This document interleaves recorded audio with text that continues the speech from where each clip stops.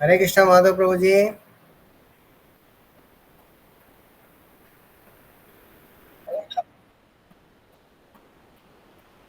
మొదలు పెడదామా ప్రభుజీ?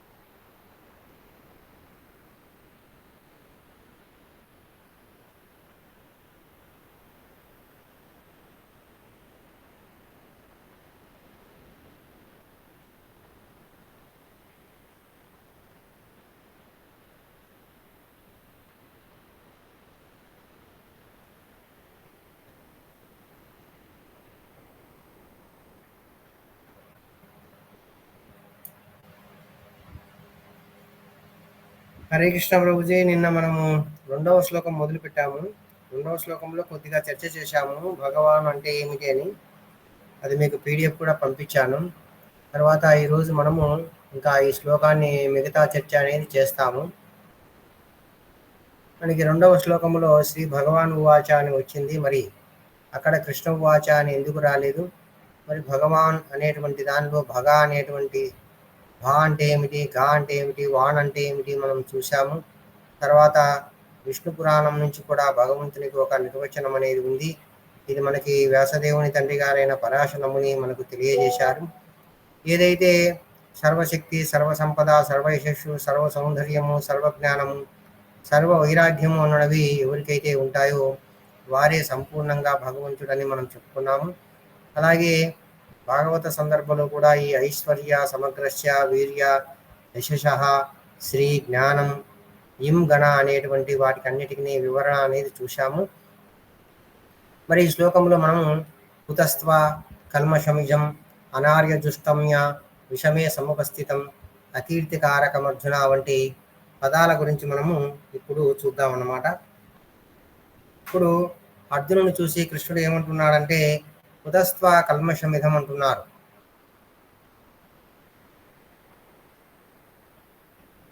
స్క్రీన్ కనిపిస్తుందా ప్రభుజీ?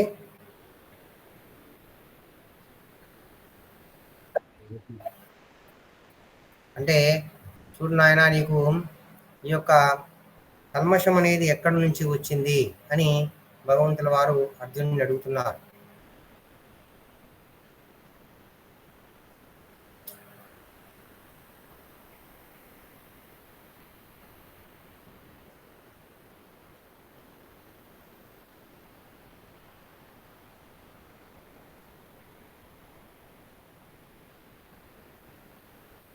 ఈ మోహం విషమే సముపస్థితం అనేటువంటిది మోహం.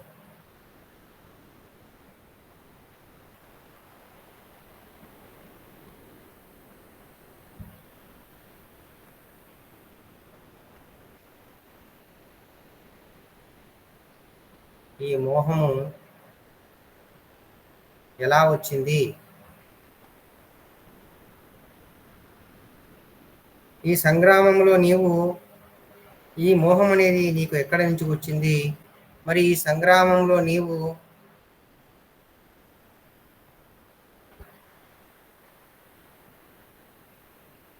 రెప్పపాటైనా కూడా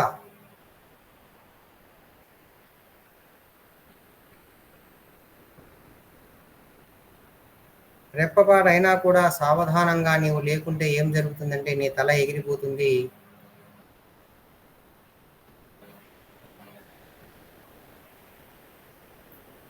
లేకుంటే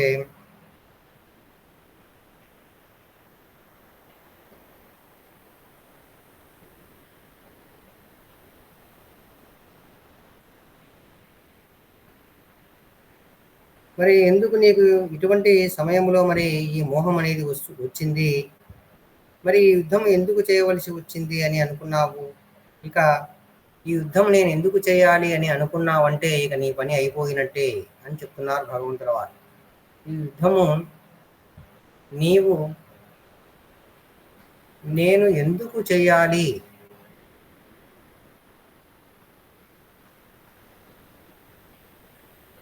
అని అనుకుంటే నీ పని అయిపోయినట్లే. అంటే శత్రువులు నిన్ను చంపేస్తారు.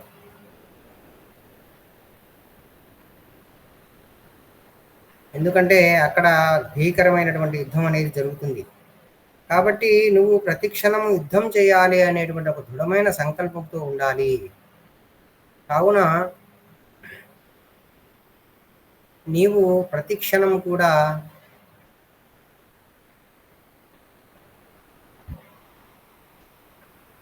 యుద్ధం చేయాలి అనేటువంటి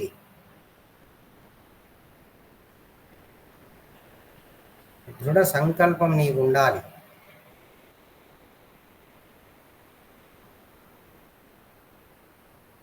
లేకపోతే ఇది యుద్ధంలో నీవు పరాజయం వస్తుంది.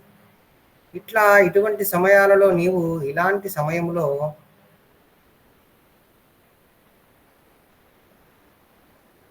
ఏడుస్తున్నావు.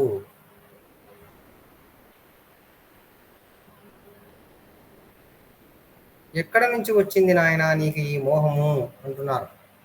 అలాగే మరి ఆర్యులైనటువంటి వారికి ఈ మోహం అనేది తగదు అని మనకు అనార్యజుష్టం అకీర్తికారకం అర్జున అని చెప్తున్నారు.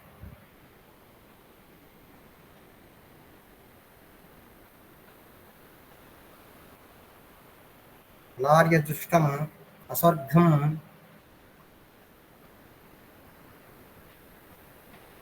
అకీర్తికారకం అర్జున.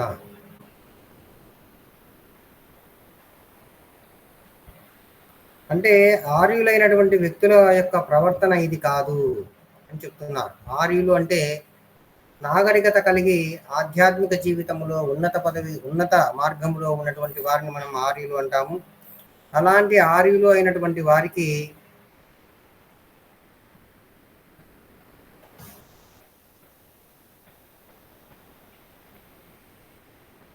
ప్రవర్తించేటువంటి ప్రవర్తన కాదు.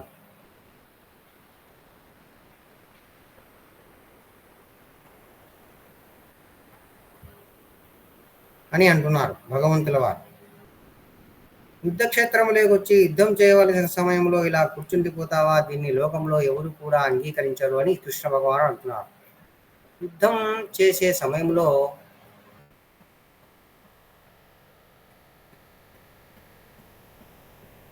ఇలా కూర్చుండిపోతావా, ఇది నీకు తగదు. దీనిని లోకంలో ఎవరు కూడా అంగీకరించరు.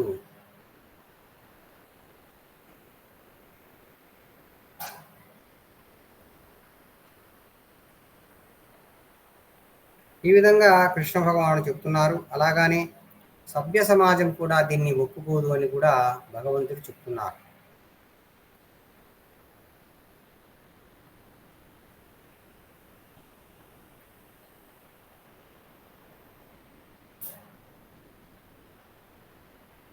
దీనివల్ల నీకు ఇంకా ఏమొస్తుందంటే, ఇలా నువ్వు ప్రవర్తించడం వల్ల నీకు అపకీర్తి వస్తుంది.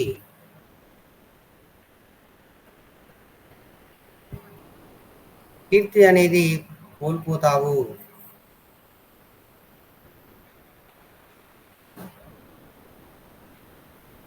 ఇలా యుద్ధం చేయకుండా ఉండడం అనేది ఈ లోకంలో నీకు యుద్ధం చేయకుంటే నీవు యుద్ధం అనేది చేయకుంటే ఏమవుతుంది అంటే, నీవు యుద్ధం చేయకుంటే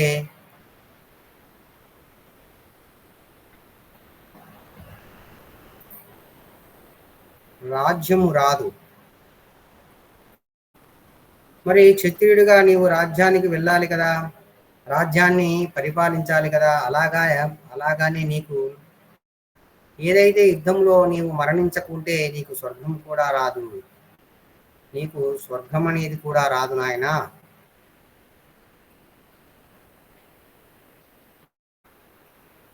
అని మనకి ఈ శ్లోకంలో చెప్తున్నారు భగవంతుల వారు.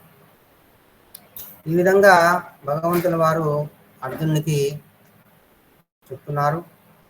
అర్జునుని చూసి కృష్ణ భగవానుడు ఏమంటున్నారయ్యా అంటే, కుతస్త్వ కల్మషమిధం, అయ్యా ఈ కల్మషం నీకు ఎక్కడి నుంచి వచ్చింది? విషమే సముపస్థితం, ఈ మోహం ఎలా వచ్చిందయ్యా? ఈ సంగ్రామంలో నీవు రెప్పపాటైనా కూడా సావధానంగా లేకుంటే నీ తల ఎగిరిపోతుంది నాయనా. ఈ యుద్ధము నీవు ఎందుకు చేయాలి అనుకుంటే నీ పని ఇంకా అయిపోయినట్లే. కావున నీవు ప్రతిక్షణం కూడా యుద్ధం చేయాలి అనేటువంటి దృఢ సంకల్పం నీకు కలిగి ఉండాలి. ఇటువంటి సమయంలో నీవు ఏడుస్తున్నావేమిటి? అనార్యదృష్టం అస్వర్గం అకీర్తికారకం అర్జున అనేటువంటి పదాలకు భగవంతుడు ఏం చెప్తున్నారు? ఆర్యులు అయినటువంటి వారు అంటే ఈ యొక్క సమాజంలో నాగరికత కలిగినటువంటి ఆధ్యాత్మికంగా ఉన్నత ఉన్నతమైనటువంటి వారిని మనం ఆర్యులు అంటాం. అటువంటి ఆర్యులకు అయినటువంటి వారు ప్రవర్తించే ప్రవర్తన కాదు ఇది. యుద్ధం చేసే సమయంలో ఇలా కూర్చుండిపోతావా? ఇది నీకు తగదు అర్జున. దీన్ని లోకంలో ఎవరు అంగీకరించరు నాయన. సభ్య సమాజం కూడా దీన్ని ఒప్పుకోదు. నీకు అపకీర్తి అనేది వస్తుంది, కీర్తిని కోల్పోతావు. నీవు యుద్ధం చేయకుంటే రాజ్యం రాదు, స్వర్గం కూడా రాదు అని చెప్తున్నారు. మరి మనకు ప్రభుపాదుల వారి భాష్యం మనకి చూస్తాము.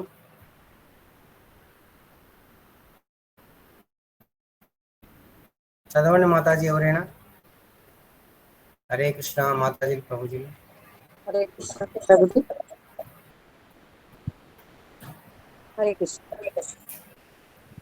చదవండి మాతాజీ. శ్రీకృష్ణ భగవానుడు పలికెను, ఓ ప్రియమైన అర్జున, ఈ క్లిష్ట సమయమున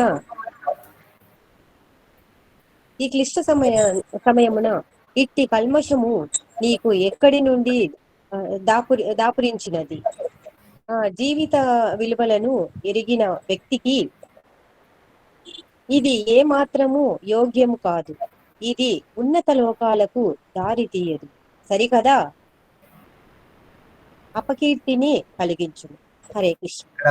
హరే కృష్ణ మాతాజీ. ధన్యవాదాలు మాతాజీ, చక్కగా చెప్పారు. ఇక్కడ ఉన్నత లోకాలంటే మనం స్వర్గం. ఇప్పుడు మనం చెప్పుకున్న పాయింట్లే అన్నమాట ఇవన్నీ కూడా. తర్వాత భాష్యంలో ప్రభుపాదుల వారు ఏం చెప్తారో చూద్దాం. చదవండి మాతాజీ ప్రభుజీలు, వేరే వాళ్ళు ఎవరైనా.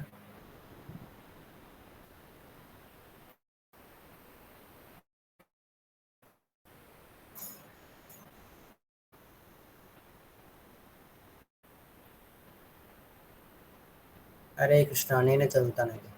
శ్రీకృష్ణుడు మరియు దేవాది దేవుడు అభిన్నము. అభిన్నం అంటే వేరు కాదు అని అర్థం. శ్రీకృష్ణ భగవానుడు అంటే ఆయనే దేవాది దేవుడు, ఇద్దరు కూడా వేరు కాదు. కనుక శ్రీకృష్ణ భగవానుడు భగవద్గీత అంతటా భగవంతునిగా పేర్కొనబడి ఉన్నాడు. భగవంతుడుగా శ్రీకృష్ణ భగవానుడు అని అంటాం మనం భగవద్గీతలో అంతా. కాబట్టి ఆయన భగవంతుడుగా పేర్కొనబడి ఉన్నాడు. చూడండి, మనం చాలాసార్లు చెప్పుకున్నాం ఈ శ్లోకము.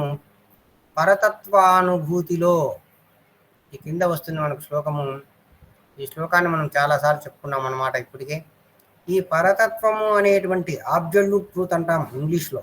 ఆబ్జల్యూట్ ట్రూత్ అని చెప్తుంటారు. ఈ ఆబ్జల్యూట్ ట్రూత్ అంటే పరంతత్వము. పరంతత్వము మనకు 3 భాగాల్లో విభజించబడి ఉంటుంది. అదే మనకు నెక్స్ట్ ఇక్కడ శ్లోకం రాశారు, చూస్తాము, దాన్ని చదువుతాము. ఈ పరంతత్వము అనుబట్టి ఆ యొక్క పరంతత్వాన్ని అనుభూతి చెందడము అనేటువంటి దానిలో భగవంతుడు అనేటువంటి వారే చర్మదశ, ఆయనే పూర్ణుడు. పరంతత్వం అనేది ఇక్కడ బ్రహ్మముగా అంటే సర్వవ్యాపకమైన నిరాకార బ్రహ్మతత్వముగా, మరియు పరమాత్మగా అంటే పరమాత్మ సమస్త జీవుల హృదయాలలో నెలకొనినటువంటి పరమపురుషునిగా విశిష్టమైనటువంటి రూపము. ఈయన శంఖ చక్ర గదా పద్మాలతో చతుర్భుజధారి అయి అంగుళము పరిమాణంలో ఉంటారు. మరి చిన్న చిన్న జీవుల్లో వాటికి తగినట్లుగా ఉంటారన్నమాట. మరి అక్కడ సూక్ష్మ జీవుల్లో అంగుళం ఉండదు కదా అని మళ్ళీ అక్కడ క్వశ్చన్ వేయకూడదు మనము. వాళ్ళకి దేహాలకు తగినట్లుగా ఆయన ఉంటారు, వాళ్ళ అంగుళం ఎంత ఉందో అంత ఉంటారు. తర్వాత చివరి దశ అనేది భగవంతుడిగా. భగవంతుడు అనేటువంటి వారే పరిపూర్ణుడు, ఆయనే దేవాది దేవుడైన శ్రీకృష్ణ భగవానుడు. ఆయన నామ రూప గుణ లీలాదులను కలిగి ఉంటారు. ఈ విషయం మనకి ఆ యొక్క మ్యాప్లో చాలా విపులంగా వచ్చింది కదా మాతాజీ ప్రభుజీలో. అవును ప్రభుజీ, వచ్చింది ప్రభు. ఇంకా ఎవరైనా చెప్తారా వచ్చిందా లేదా?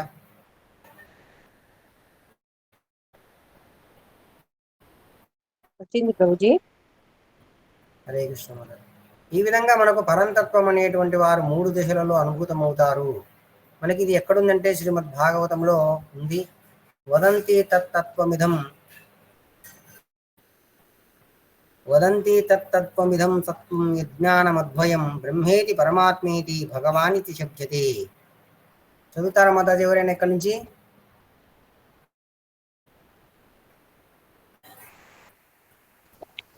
హరే కృష్ణ ప్రభుజీ. మాతాజీ. పరతత్వము తత్వ విధులచే హరే కృష్ణ. పరతత్వము తత్వ విధులచే 3 దశలలో అనుభూతమగును. అవన్నీ అభిన్నములు. పరతత్వపు బట్టి అట్టి వివిధ దశలే బ్రహ్మము, పరమాత్మ, భగవానునిగా వ్యక్తము కాబడును. ఈ 3 దివ్యమైన దశలను సూర్యుని ఉదాహరణతో చక్కగా వివరించవచ్చును. సూర్యునిలోను సూర్యకాంతి, సూర్యబింబము, సూర్యమండలము అనేవి 3 విభిన్న దశలు. సూర్యకాంతిని మాత్రమే అధ్యయనము చేయువాడు ప్రాథమిక విద్యార్థి కాగా, సూర్యబింబమును అనగా ఉపరితలమును అవగాహన చేసుకొనువాడు అంతకంటేనూ అధిక అభివృద్ధిని సాధించిన ఉన్నత విద్యార్థి. కానీ సూర్య గ్రహ మండలములోకి ప్రవేశించగలిగిన వాడు అత్యున్నత విద్యార్థి అగును. కేవలము సూర్యకాంతిని అనగా దాని విశ్వ వ్యాపకత్వమును గూర్చి, ప్రకాశవంతమైన దాని నిరాకార కాంతిని గూర్చి మాత్రమే అధ్యయనము చేసి తృప్తి చెందు సాధారణ విద్యార్థులను పరతత్వపు బ్రహ్మానుభూతిని సాధించిన వారితో పోల్చవచ్చును. మరింత అధికంగా పురోగమించిన విద్యార్థి సూర్యబింబమును గూర్చి ఎదుగగలుగును.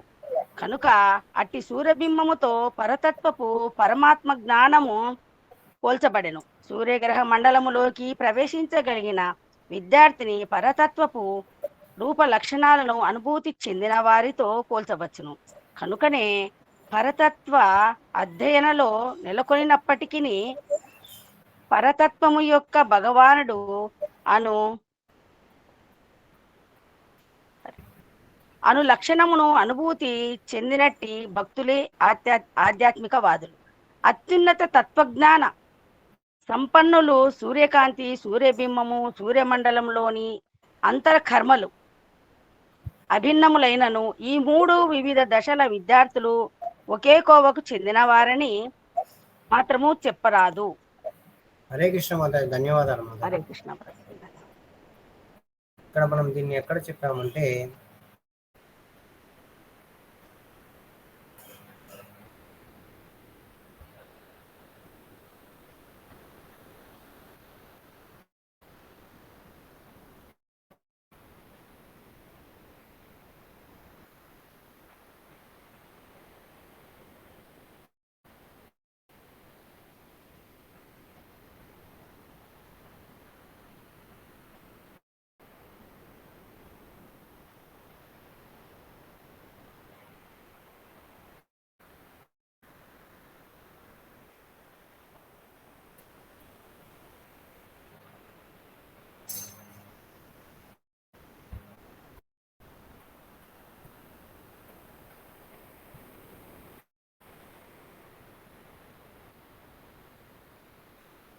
కనిపిస్తుందా మాదా స్క్రీన్ అంతా?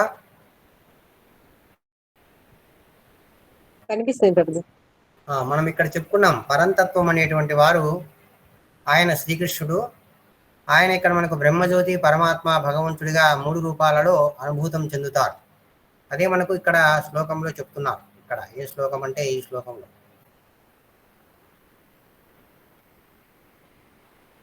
వదంతి తత్తత్వమిదం యజ్ఞానమద్వయం బ్రహ్మేతి పరమాత్మేతి భగవానితి శబ్దతే అనేటువంటి శ్లోకంలో మనకు చెప్తున్నారు.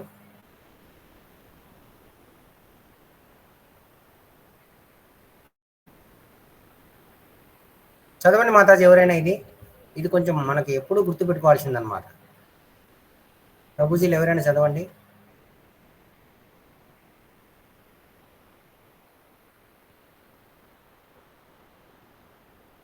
సరే నేనే చదువుతాను. హరే కృష్ణ ప్రభు. చదవండి ప్రభుజీ. పరతత్వము శ్రీకృష్ణుడు ఉమ్. ముగ్గురుగా విభజిస్తారు. బ్రహ్మజ్యోతి, పరమాత్మ, భగవంతుడు. ఆ, బ్రహ్మజ్యోతిలో నిరాకార బ్రహ్మము, భగవంతుని దేహకాంతి. జ్ఞానులు ఈ బ్రహ్మజ్యోతిలో లీనం కావాలనుకుంటారు. రూపం లేదు, గుణాలు లేవు. నిర్విశేష బ్రహ్మజ్యోతి, సర్వశేష పరమాత్మ, భగవంతుడు. వీరిలో బ్రహ్మజ్యోతి మరియు పరతత్మ పాక్షికమైన వారు. పరమాత్మ ప్రతి జీవి హృదయంలో ఉంటారు. అంగుళం పరిమాణంలో శంఖచక్ర గద పద్మాలను కలిగి చతుర్భుజ ఆకారంలో ఉంటారు. హరే కృష్ణ ప్రభు. ఆ, లే ప్రభు, అది పోయింది స్క్రీను. పోయిందా? ఉందే. కండాల ప్రభుజీ, మీకు నెట్ తక్కువైనప్పుడు మీకు కనపరాదు స్క్రీన్. గుర్తు పెట్టుకోండి గంగారు ప్రభు, మీకు net తక్కువైనప్పుడు Prabhuji screen కనపరాదు. Prabhuji screen రెడీగా ఉంటుంది. ప్రభుజీ రాకుంటే వేరే వాళ్ళు చదువుతారు. భగవంతుడు అనేది కొంచెం చదవండి అయిపోతుంది. హరే కృష్ణ ప్రభుజీ. హరే కృష్ణ ప్రభుజీ. భగవంతుడు నామ రూప గుణ లీలలు కలిగి ఉండి సాకార రూపంలో ఉంటారు. హరే కృష్ణ. ఓకే, మనకి ఇది బాగా అర్థం కావాలి. బ్రహ్మజ్యోతి, పరమాత్మ, భగవంతుడు. మరి వీళ్ళలో భగవంతుడే సర్వ సంపూర్ణుడు అనమాట. అదే విషయం మనకు ఇక్కడ చెప్తున్నారు. మనకి ఇక్కడ ఏమని చెప్తున్నారు చూడండి. భగవానుడిగా 3 దశలలో అనుభూతం అవుతారు. కానీ ఇక్కడ చెప్తున్నారు చూడండి, భగవంతుడే చర్మదశ అని చెప్తున్నారు. ఈ చర్మదశ అన్నమాట. భగవంతుడే చర్మదశ. కాబట్టి ఈ మూడింటిని మరి ఎలా విభజించారు మనకి ఇక్కడ అంటే, ఈ యొక్క శ్లోకం ప్రకారము పరంతత్వము తత్వవిధులచే, తత్వాన్ని తెలిసినటువంటి గొప్ప వాళ్ళచే 3 దశలలో మనకి అనుభూతం అవుతుందని చెప్తున్నారు. చూడండి, అవన్నీ కూడా ఒకటే, అభిన్నములు. కాకపోతే సాధకుడు అనేటువంటి వారు ఒక్కొక్కరు ఒక్కొక్క రకమైనటువంటి ఉపాసన చేసి వాటిని ఉపాసిస్తారు. కానీ వీళ్ళలో పరిపూర్ణమైనటువంటి వారు ఎవరంటే భగవంతుడు. భగవంతుని ఎవరైతే ఉపాసిస్తారో వారే పరిపూర్ణముగా మరికి ఉపాసించిన వారై భగవద్ధామంలోనికి వెళ్తారు. మనము ఇవన్నీ చర్చించుకున్నాం, మ్యాప్లో చర్చించుకున్నాం కదా అందరము. ప్రభుజీ, మాతాజీలు బ్రహ్మం గురించి, పరమాత్మ గురించి, భగవంతుడి గురించి, భక్తి మార్గం గురించి అంతా చర్చించుకున్నాం కదా. అవును ప్రభుజీ. కాబట్టి ఇది అర్థమైంది కదా మీకు ఈ శ్లోకము.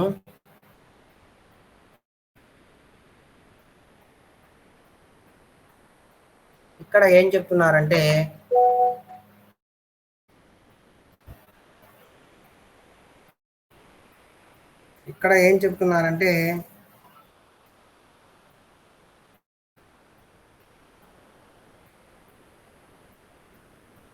గంగాధర్ ప్రభుజీ, మీరు అందరికి వస్తుంది కదా స్క్రీన్ షేర్ మాతాజీ?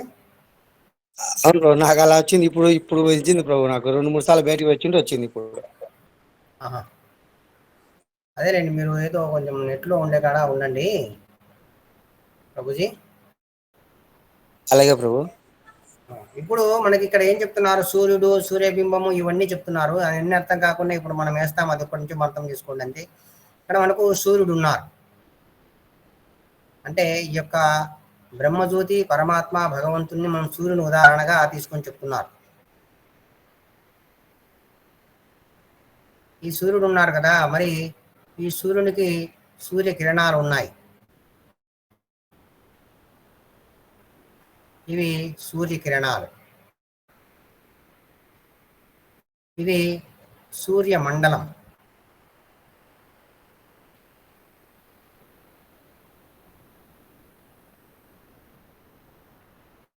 ఈ లోపల సూర్యుడు. ఏదైతే ఈ సూర్యకిరణాలను అండర్స్టాండింగ్ చేసుకుంటారో వాళ్ళు బ్రహ్మము గురించి, అంటే నిరాకార బ్రహ్మము గురించి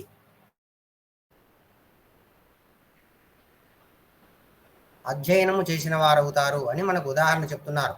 భగవంతుడు పరిపూర్ణుడు అనేటందుకు. ఎందుకంటే సూర్యుడు లేకపోతే సూర్యకిరణాలు లేవు. అలానే ఈ నిరాకార బ్రహ్మం ఏమిటి? భగవంతుని యొక్క దేహకాంతి. మరి భగవంతుడు లేకపోతే ఈ కాంతి లేదు. అర్థమైందా మాతాజీ, ప్రభుజీలో? అర్థమైంది ప్రభుజీ. కొంచెం పలుకుతానండి మాతాజీలు ప్రభుజీలు. తర్వాత ఇంకా ఉదాహరణ ఏమన్నారు, సూర్య మండలం వరకు పోయారనుకోండి, ఇక్కడి వరకు వెళ్ళారనుకోండి, వాళ్ళని దేంతో పోల్చారంటే పరమాత్మతో పోల్చారు. పరమాత్మను తెలుసుకున్నవారు అని చెప్పారు.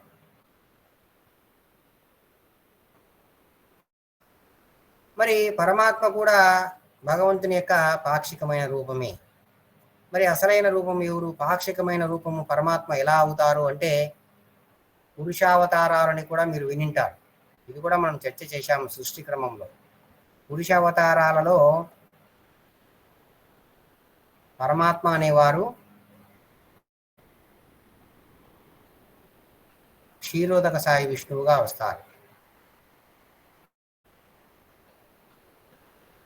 ఈ పరమాత్మ అనేవారు క్షీరోదక సాయి విష్ణువే పరమాత్మగా వస్తారు.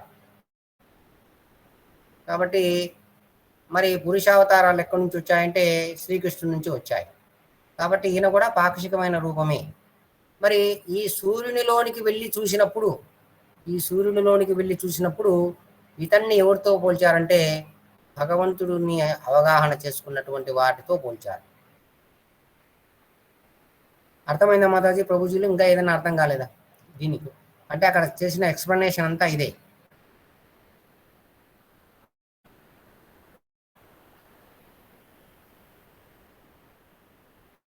మరి ఏది పరిపూర్ణము ఇందులో అంటే ఆ సూర్యమండలంలోనికి కంటే సూర్యునిలోనికి వెళ్ళి చూసేటువంటి పరిస్థితినే మనము పరిపూర్ణం అంటాము.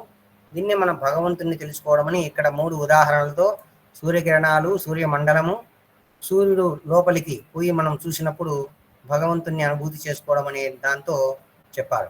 ఏమన్నా డౌట్స్ ఉన్నాయా మాతా దీంట్లో ప్రభుజీలు?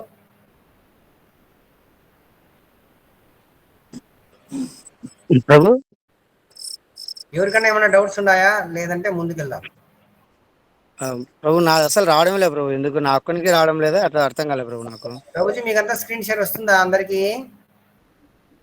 వస్తుంది ప్రభుజీ. ప్రభుజీ మీరు ప్లేస్ మారండి, లేకపోతే అట్లా మూడు సార్లు కూర్చున్నా ప్రభు వేరే వేరే సాట. లేదంటే మిద్దె మీదికి వెళ్ళండి, మిద్దె మీదికి ప్రభుజీ. అలాగే ప్రభు, అలాగే ప్రభు, అలాగే ప్రభు. ఇప్పుడు దీని గురించి ఎవరికైనా డౌట్స్ ఉన్నాయా ప్రభుజీ? ఇంకొకసారి చెప్పరా? ఇప్పుడు సూర్యుడు ఉన్నారు, సూర్య కిరణాలు ఉన్నాయి, సూర్యుని యొక్క ఉపరితలం ఉంది, సూర్యుని లోపల భాగం ఉంది. ఇక్కడ మనం రాస్తాంలేండి. సూర్యుడు ఉన్నారు, ఆయనలో 3 భాగాలు ఉన్నాయన్నమాట. ఇది ఉదాహరణ అన్నమాట. ఆయనలో 3 భాగాలు ఉన్నాయి.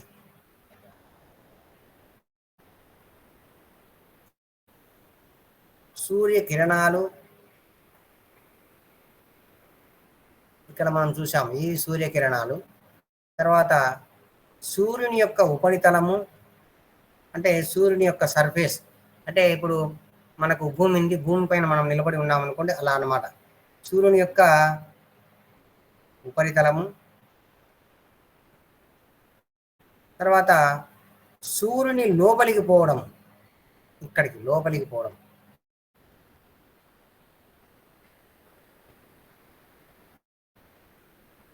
దీన్ని ఏమన్నారంటే సూర్యకిరణాలను దేంతో పోల్చారంటే నిరాకార బ్రహ్మంతో పోల్చారు. అంటే ఇది ప్రాథమికమైనటువంటి విద్యార్థి ఈ యొక్క నిరాకార బ్రహ్మాన్ని, భగవంతుని యొక్క దేహకాంతి అనేటువంటి దాన్ని అర్థం చేసుకోగలుగుతాడు. ఇంకొంచెం ముందుకెళ్ళినటువంటి విద్యార్థి, అంటే ఇక్కడ విద్యార్థి అంటే భక్తుడు అనుకోండి, సూర్యుని యొక్క ఉపరితలం ఇక్కడ కనిపిస్తుందా మాతాది? నేను గీస్తున్నా, కనిపిస్తుంది ప్రభుజీ.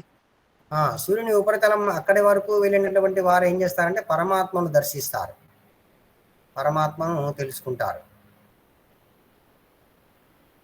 ఈయన మధ్య రకమైనటువంటి విద్యార్థి. అత్యున్నతమైన విద్యార్థి ఏంటంటే సూర్యుని లోపలికి ప్రవేశిస్తాడు. ఈ కిరణాలను దాటుకొని సూర్యుని యొక్క ఉపరితలాన్ని దాటుకొని సూర్యునిలోనికి ప్రవేశిస్తాడు. అందుకే మనం ఈశోపనిషత్తులో ఒక శ్లోకం ఉంది, ఆ యొక్క భగవంతుని ధామానికి వెళ్ళాలంటే మనం భగవంతుని యొక్క దేహకాంతి అయిన నిరాకార బ్రహ్మాన్ని చీల్చుకొని ముందుకెళ్ళాలి అని మనకి ఈశోపనిషత్తులో ఒక శ్లోకం వస్తుంది. అది నేను గ్రూప్లో పెడతాను మీకు.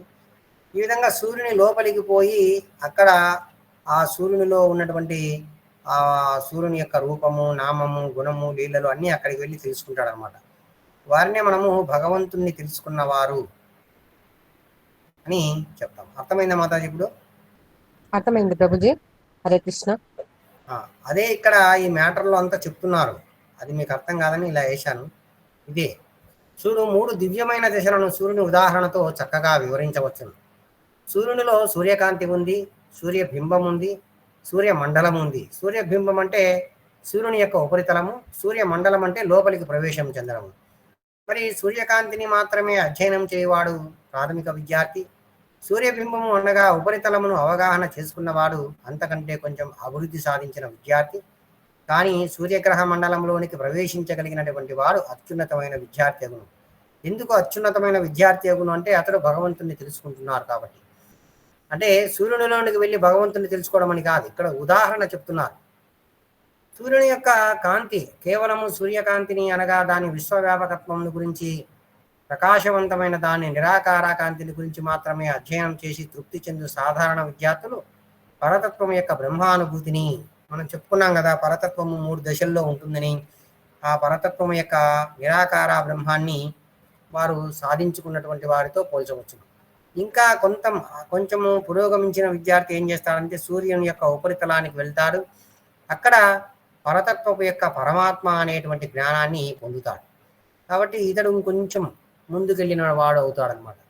అలా సూర్యగ్రహ మండలంలోనికే, సూర్యునిలోనికే ప్రవేశించి ఇంకా భగవంతుని అంటే భగవద్ధామంలోనికే ప్రవేశిస్తాం. మనం భగవంతుని గురించి తెలుసుకుంటాం. అటువంటి వారిని మనము పరతత్వపు యొక్క శ్రీకృష్ణ భగవాను యొక్క రూప లక్షణాలను అనుభూతం చెందించుకుంటారు వాళ్ళు. కాబట్టి కనుకనే మనము పరతత్వ అధ్యయనములో నెలకొనిన వారందరూ కూడా, వీళ్ళందరూ కూడా ఒకే విషయములకు సంబంధించిన అధ్యయనాన్ని నెలకొని ఉన్నారు. కానీ వాళ్ళ స్టేజీలు వేరనమాట. కాబట్టి అందుకే ఇక్కడ ఏం చెప్తున్నారంటే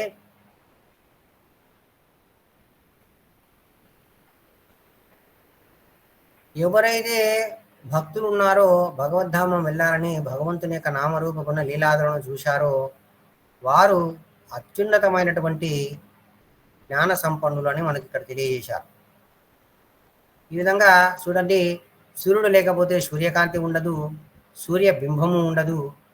కాబట్టి సూర్యుడు ఉంటేనే ఇవన్నీ ఉంటాయి. కాబట్టి కృష్ణుడు ఉంటేనే కృష్ణుని యొక్క దేహకాంతి ఉంటుంది, పరమాత్మ ఉంటారు, ఇలా అందరూ ఉంటారు.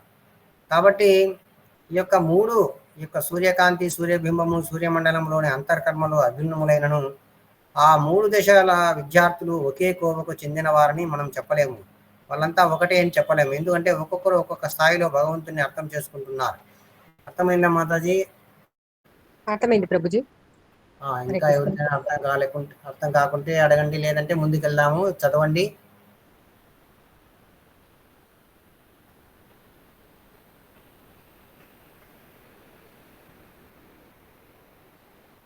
హరే కృష్ణ. నేనే చదువుతాను. పరమ ప్రామాణికుడు. చదవండి. పరమ ప్రామాణికుడు వ్యాసదేవుని తండ్రి అయిన పరాశరముని చేత భగవానుడు అను సంస్కృత పదము ఇక్కడ చక్కగా వివరించబడెను. సమస్త సంపదలు, సమస్త శక్తి, సమస్త కీర్తి, సమస్త సౌందర్యము, సమస్త జ్ఞానము, సమస్త వైరాగ్యమును సంపూర్ణముగా కలిగిన పరమ పురుషుడే భగవానునిగా పిలువబడును. గొప్ప ధనవంతులు, గొప్ప శక్తివంతులు, గొప్ప సౌందర్యవంతులు, గొప్ప కీర్తివంతులు, గొప్ప జ్ఞానవంతులు, గొప్ప వైరాగ్యవంతులు అంటూ అనేకులు ఉన్నప్పటికీ ఎవరు కూడా తాను సమస్త సంపదలను, సమస్త శక్తులను సంపూర్ణముగా కలిగి ఉన్నట్లుగా చెప్పలేరు. శ్రీకృష్ణుడు దేవాది దేవుడైనందున అతడు మాత్రమే అలా చెప్పగలడు. బ్రహ్మ, శివుడు లేదా నారాయణునితో పాటు ఎవరు కూడా శ్రీకృష్ణునితో సమానముగా సంపూర్ణ విభూతులను కలిగి ఉండరు. కనుకనే బ్రహ్మ సహిత 5.1లో శ్రీకృష్ణుడే దేవాది దేవుడని స్వయంగా బ్రహ్మదేవుడు నిర్ధారించి తెలిపాను. అతనితో సమానుడు గాని అధికుడు గాని అన్యులు ఎవ్వరు ఉండరు. అతడే గోవిందుడు, ఆదిదేవుడు లేక భగవానుడు. అతడే కారణములకు మూల కారణుడు. ఈశ్వర పరమ కృష్ణ సచ్చిదానంద విగ్రహ అనాధిరాదిర్గోవింద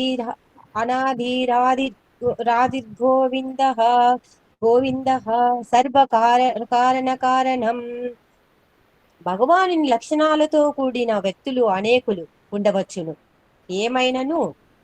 ఏమైనను ఎవరు కూడా శ్రీకృష్ణుని అధిగమించలేనందున అతడు పరమ పురుషుడు.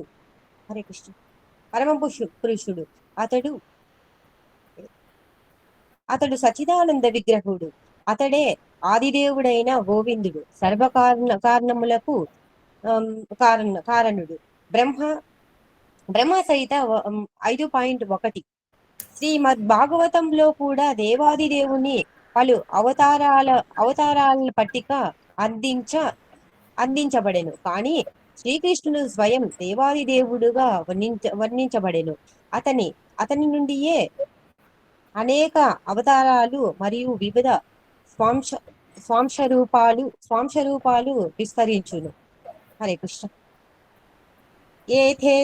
ఏతే చాంశ కళాః పుంసః కృష్ణస్తు భగవాన్ స్వయం ఇంద్రారి వ్యాకులం లోకం మృడయంతి యుగే యుగే. ఇక్కడ పేర్కొనబడిన ఆదిదేవుని అవతారాలన్నీ అతని స్వాంశావతారాలు లేక స్వాంశాంశ అవతారాలు కళావతారములై ఉండెను. కానీ శ్రీకృష్ణుడు స్వయం భగవానుడు. శ్రీమద్ భాగవతము 1:3-28. కనుకనే శ్రీకృష్ణుడు ఆది పురుషుడు మరియు పరతత్మ స్వరూపుడు. అతడే పరమాత్మకు నిరాకార బ్రహ్మముకు మూలతత్వము నిజములకు. హరే కృష్ణ ప్రభుజీ. హరే ధన్యవాదాలు మాతాజీ, చాలా బాగా చక్కగా చెప్పారు. ఇక్కడ మనం ఇదంతా నిన్న చర్చించాము. వ్యాసదేవుని తండ్రి గారైన పరాశరమునిచే భగవానుడు అనేటటువంటి సంస్కృత పదము మనకు వివరించారు. సమస్త సంపదలు, సమస్త శక్తి, సమస్త కీర్తి, సమస్త సౌందర్యము, సమస్త జ్ఞానము, సమస్త వైరాగ్యము, ఈ షడ్విభూతులను భగవంతుడు కలిగి ఉంటాడు. మరి ఎవరైనా కూడా కొంత మొత్తంలో వీటిని కలిగి ఉన్నా సంపూర్ణంగా కలిగి ఉండరు. కాబట్టి సమస్తమైనటువంటి ఇవన్నీ కూడా ఉన్నవాడు భగవంతుడుగా మనము చెప్పుకోవాలి. కానీ ఈ కాలంలో దొంగ భగవంతులు బయలుదేరారు. మరి శ్రీకృష్ణుడు దేవాది దేవుడైనందువల్ల అతడు మాత్రమే చెప్పగలడు. బ్రహ్మ, శివుడు మరియు లేదా నారాయణునితో పాటు ఎవరు కూడా కృష్ణునితో సమానంగా సంపూర్ణమైన విభూతులను కలిగి ఉండరు. ఈ విషయం మనకి భగవంతునికి ఉన్నటువంటి లక్షణాలలో బ్రహ్మ, శివుడు, నారాయణునికి కొద్ది మొత్తంలో తక్కువ ఉంటాయి.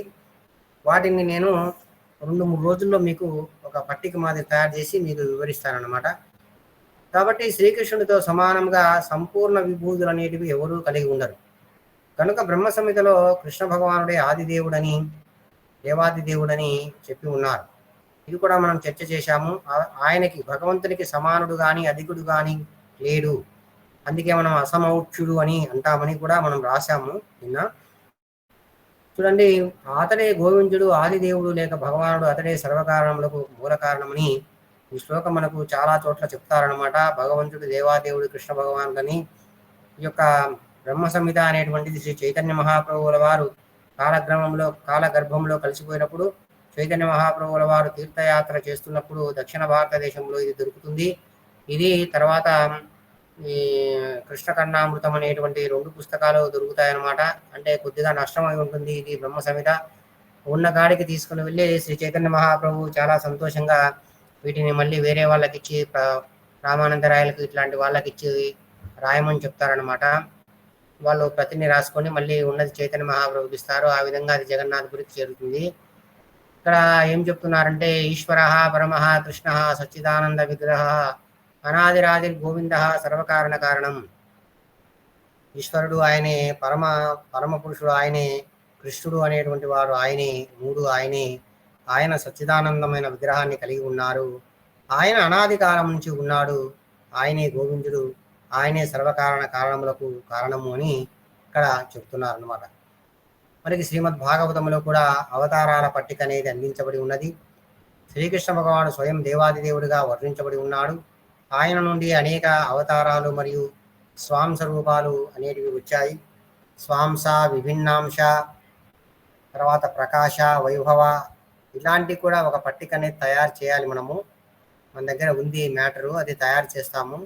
ఎందుకంటే ఇవి కూడా కొంచెం కన్ఫ్యూజన్ అన్నమాట. ఇవి కూడా వస్తే మీకు చకచక అయిపోతుంటుంది అనమాట. మీరు ఊరికి చెప్తే అలా మీరు అర్థం చేసుకుంటూ ఉంటారు. కాబట్టి దీన్ని కూడా మనం చేస్తాము.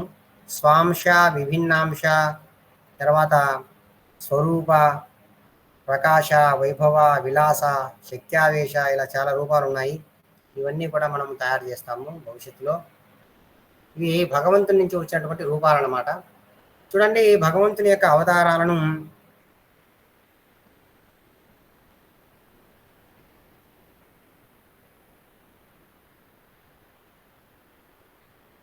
మనం ఇది కూడా మీరందరూ విని ఉంటారు.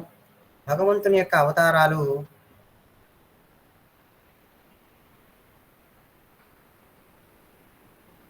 ఆ యొక్క శేషుడు అంటే ఆయనకు 1000 నోళ్ళు ఉంటాయి.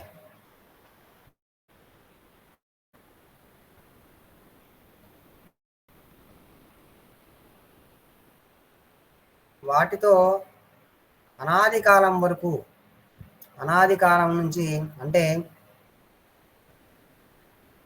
వాటితో అనాది కాలం నుంచి చెప్పిన, అనాది కాలం నుంచి అనంతకాలం వరకు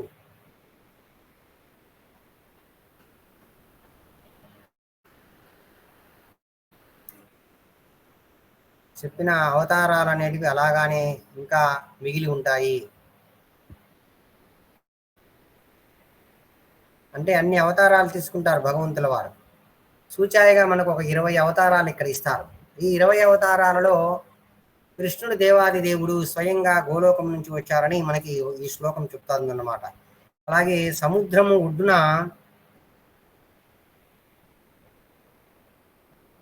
ఎంత ఇసుక ఉందో ఇసుక రేణువులు అన్నాం బాగుంటుంది. అంటే ఇసుక రేణువులు అసంఖ్యాకం ఉంటాయి. అన్ని అవతారాలు ఉంటాయి భగవంతునికి.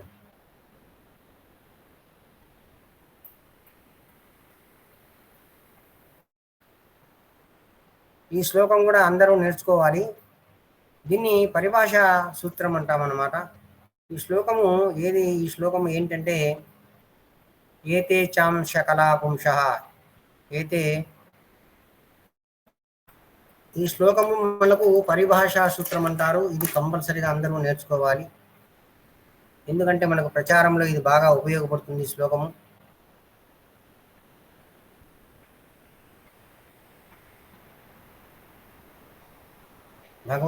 మీ భగవద్గీతలో ఉంటుంది ఈ శ్లోకం అన్నమాట. ఈ శ్లోకము దీన్ని మనము ఈ శ్లోకాన్ని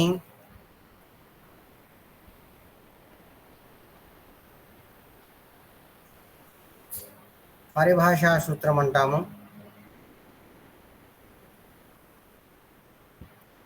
అంటే కృష్ణ భగవానుడు స్వయంగా ఈ శ్లోకం మనకి ఏమి వివరిస్తుందంటే,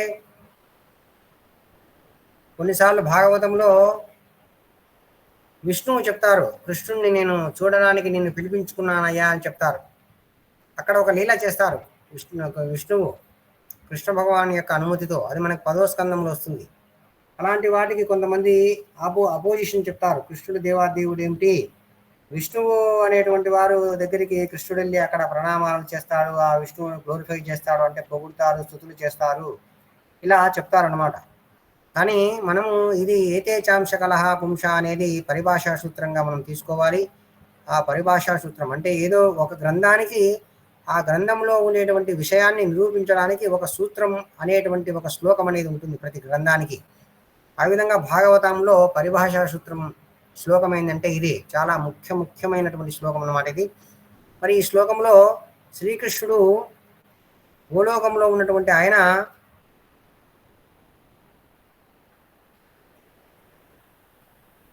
ఎలాంటి అవతారం కానీ, అంశగా కానీ, స్వాంశగా కానీ, విభిన్నాంశగా కానీ, ప్రకాశంగా కానీ, వైభవంగా కానీ అలా లేకుండా ఆయన స్వయంగా వచ్చేస్తారు.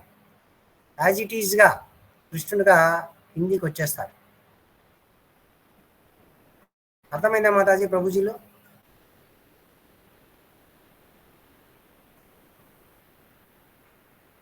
హరే కృష్ణ. అర్థమైంది ప్రభుజీ. హరే కృష్ణ. మిగతా వారికి అర్థమైందా మాతాజీలు ప్రభుజీలు?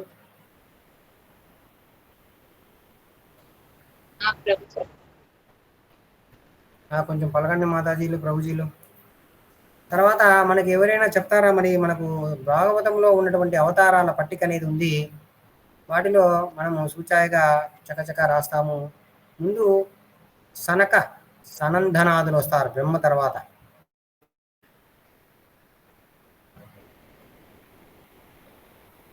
తర్వాత వచ్చేవాళ్ళు వరాహస్వామి వస్తారు, భూమిని రక్షిస్తారు.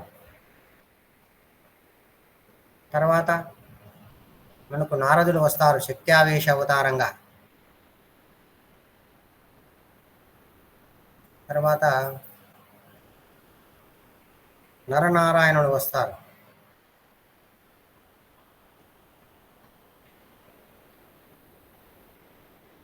తర్వాత కపిల భగవానుడు వస్తారు.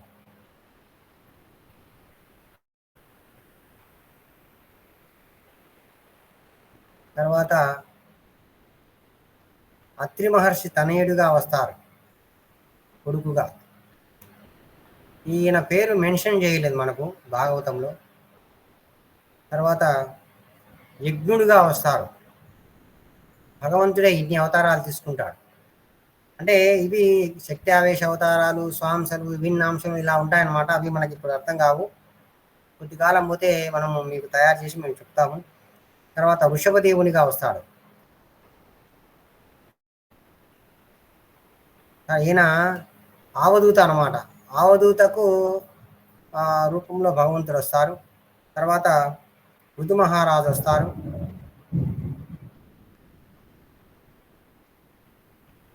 తర్వాత మత్స్య రూపాన్ని తీసుకుంటారు. మత్స్య రూపంలో వస్తారు భగవంతుల వారు. ఆ తర్వాత మత్స్య రూపం అయిపోయిన తర్వాత ఇది ఎందుకంటే ఈ యొక్క శ్లోకం చాలా చాలా ఇంపార్టెంట్ అన్నమాట, అందుకోసం ఇవన్నీ రాసేది. తర్వాత కూర్మ రూపాన్ని తీసుకుంటారు. తర్వాత ధన్వంతరి తీసుకుంటారు. ధన్వంతరి రూపము. ధన్వంతరి అంటే ఆయుర్వేదంలో ఉన్నటువంటి దేవత. తర్వాత నరసింహస్వామి అంటే రేపు వస్తారనమాట.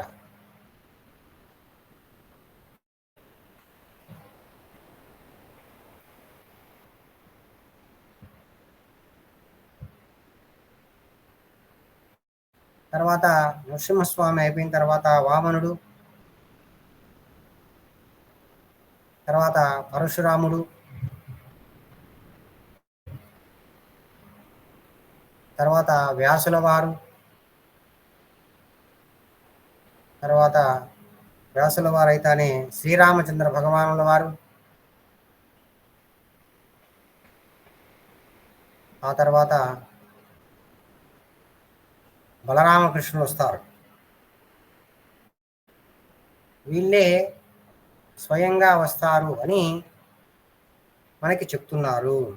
తర్వాత యుగ సంధిలో తర్వాత బుద్ధుడు వస్తారు. తర్వాత యుగ సంధిలో కలికి వస్తారు. ఈ సూచాయిగా భగవంతుని యొక్క అవతారాలు ఇవి కూడా మీరు మతికి పెట్టుకోండి, కొంచెం మనకి ఉపయోగపడతాయి అన్నమాట. కాబట్టి ఈ యొక్క శ్లోకంలో ఏం చెప్తున్నారంటే ఏతే చాంశ కలహ పుంసః కృష్ణస్తు భగవాన్ స్వయం ఇంద్రారి వ్యాఖ్యూలం లోకం ఉడయంతి యుగే యుగే. ఇక్కడ పేర్కొనబడినటువంటి అవతారాలన్నీ ఏదైతే మనం 20 అవతారాలు ఇప్పుడు రాశాము, ఇక్కడ పేర్కొనబడినటువంటి అవతారాలన్నిటిలోనూ ఈ కృష్ణ బలరాముల యొక్క అవతారం అనేది స్వయంగా భగవంతుడే మనకు ద్వాపర యుగంలో అవతరిస్తారు అనేటువంటి విషయము ఈ యొక్క శ్లోకంలో మనకు తెలియజేస్తున్నారు. కనుక కృష్ణుడు ఆది పురుషుడు మరియు పరతత్వ స్వరూపుడు. అందుకే ఆయన పరమాత్మకు నిరాకార బ్రహ్మానికి కూడా మూలతత్వం అన్నమాట. నిజమునకు దేవాది దేవుని సమక్షమున తన బంధువుల కొరకు అర్జునుడు శోకించుట ఉచితమనేదే కాదు. ఎందుకంటే తన బంధువుల కోసం ఎప్పుడైతే శోకిస్తాడో ఆయన దేహాత్మ బుద్ధిని కలిగినటువంటి వాడు. అందున ఎవరి సమక్షములో, సాక్షాత్తుగా భగవంతుని యొక్క సమక్షములో అలా శోకిస్తున్నాడు. అది మంచిది కాదు. అందుకే కృష్ణ భగవానుడు ఏమంటున్నారంటే, మనం ఇదంతా ఇక్కడ రాసిందే. కుతహ అంటే ఎక్కడ నుంచి అనేటువంటి పదముతో తన ఆశ్చర్యాన్ని ప్రకటించాడు.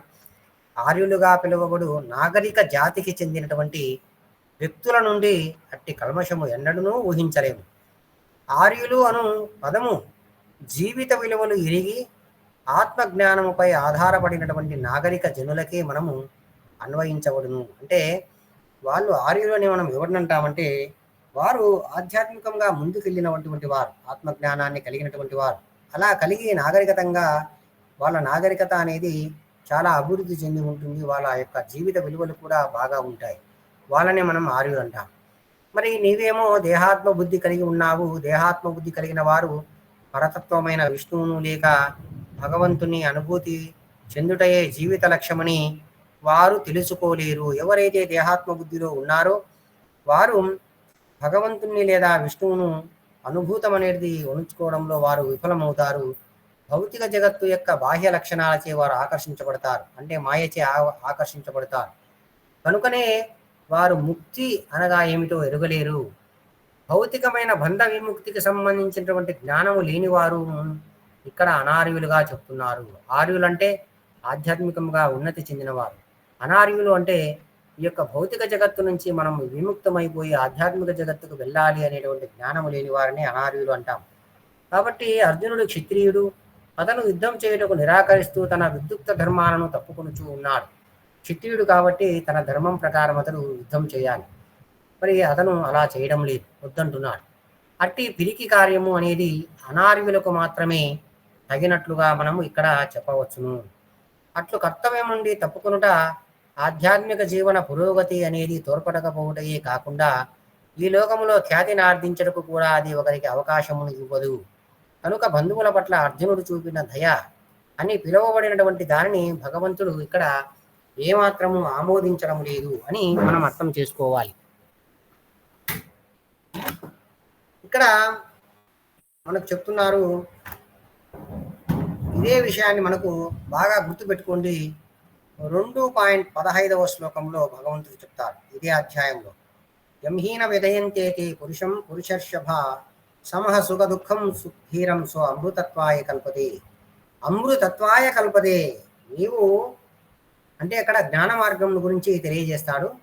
ఏదైతే నువ్వు నిరాకార బ్రహ్మానికి వెళ్ళాలంటే ఈ దేహాత్మ బుద్ధిని విడిచి నేను ఆత్మ అని నీవు తెలుసుకొని ఈ సుఖ దుఃఖాలన్నిటికీ నీవు అతీతుడివి కావాలి. అప్పుడు నీకు అమృతత్వాయ కల్పదే, ఆ అమృతము అనేది నీకు లభిస్తుంది అని మనకు 2.15లో అక్కడ భగవంతుల వారు తెలియజేస్తారనమాట. మనం ఇంతటితో చాలా కష్టపడి 2వ శ్లోకం అనేది పూర్తి చేశాము. ఎవరికైనా ఏమన్నా ఇబ్బందులు ఉన్నాయా, మనం మెల్లగా వెళ్తున్నాము. ఇంకా 3వ శ్లోకం కూడా వివరణ అనేది చాలా ఉంటుందన్నమాట. ఇది కూడా కొంచెం స్లోగానే పోవాలి. కొన్ని శ్లోకాలకు వివరణ ఉండదు, అప్పుడు మనం స్పీడ్గా వెళ్తాము. కొన్ని శ్లోకాలకు వివరణ ఉంటుంది, అప్పుడు మనం స్లోగా వెళ్తాము. ఇది మరి అందరికీ ఇబ్బంది ఏం లేదు కదా. చెప్పండి, మరి ఈరోజు క్లాస్ ఇంతటితో ముగిస్తాము. మరి ఏమన్నా సందేహాలు, సూచనలు, సలహాలు ఉంటే చెప్పండి. హరే కృష్ణ.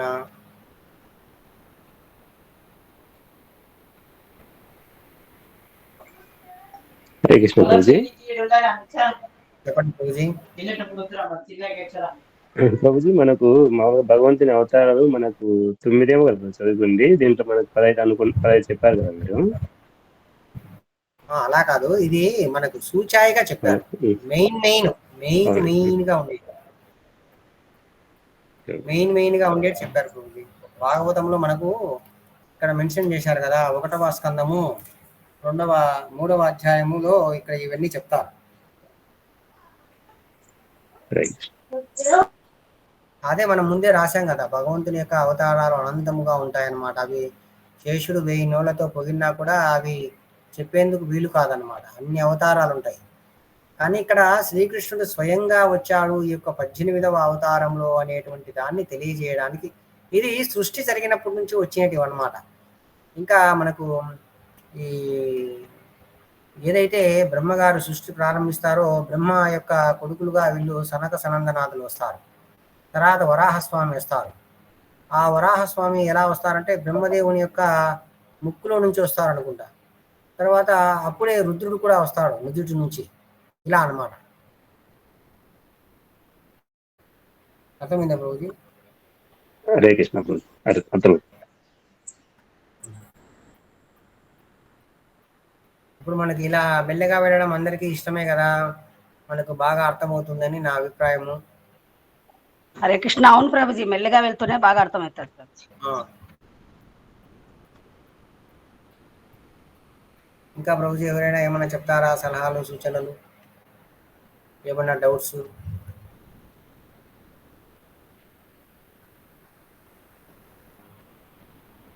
ఇప్పుడు మనం ప్రభుపాదుల వారి భాషని కూడా ఇలా ఎక్స్ప్లెయిన్ చేస్తున్నాం కదా, గీతలు గీసి. అది కూడా ఏమన్నా కొంచెం ఇబ్బందిగా ఉందా ఎవరికైనా? అలా గీస్తేనే మంచిదంట. ఇలా గీస్తేనే మంచిది ప్రభుజీ, ఎందుకంటే కొంచెం గమనిస్తారు. ఓకే ప్రభుజీ. హరే కృష్ణ. ఇంకా మనం 3వ శ్లోకం చూస్తాము రేపు.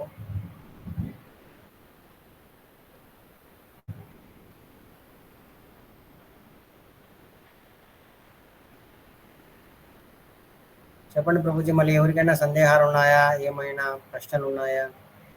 ఎవరికైనా అర్థం కాలేదా?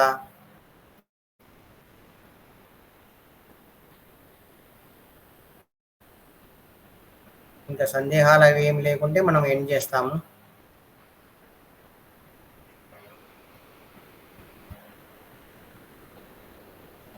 హరే కృష్ణ. మాతాజీ అర్థమైన ఓకే మాతాజీ. హరే కృష్ణ ప్రభుజీ. చెప్పండి మాతాజీ. బాగా అర్థమైనాయి ప్రభుజీ. హరే కృష్ణ. కృష్ణ. ధన్యవాదాలు.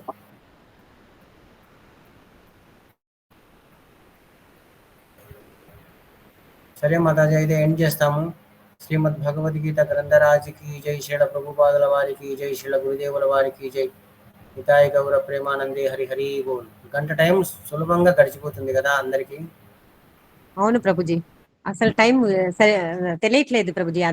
అంత బాగా వింటున్నాము, మీరు చెప్తున్నారు.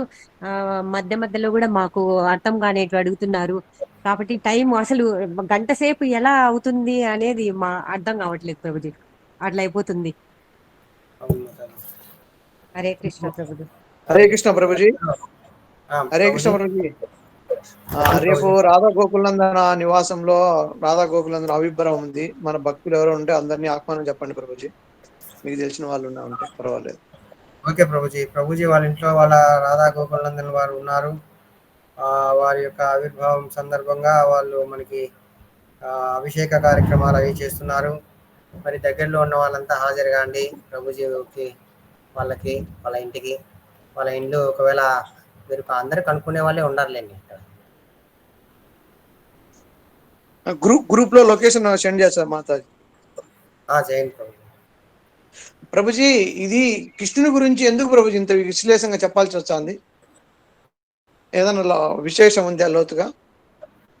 అంటే కొంతమంది వేరే వాళ్ళను అసంభావన, విపరీత భావనలు ఉంటాయన్నమాట. అంటే శివుడు ఎందుకు కాకూడదు, బ్రహ్మ ఎందుకు కాకూడదు, అక్కడ అగ్ని పురాణంలో అగ్ని ఎందుకు కాకూడదు, స్కంద పురాణంలో స్కందుడు ఎందుకు కాకూడదు, అక్కడ అన్నీ చెప్పారు కదా, మరి ఎందుకు అలా మళ్ళా ఇక్కడ శ్రీకృష్ణుడు ఎందుకు దేవాదేవుడు, ఇస్కాన్లో ఎందుకు శ్రీకృష్ణుడు దేవాదేవుడు అంటారు?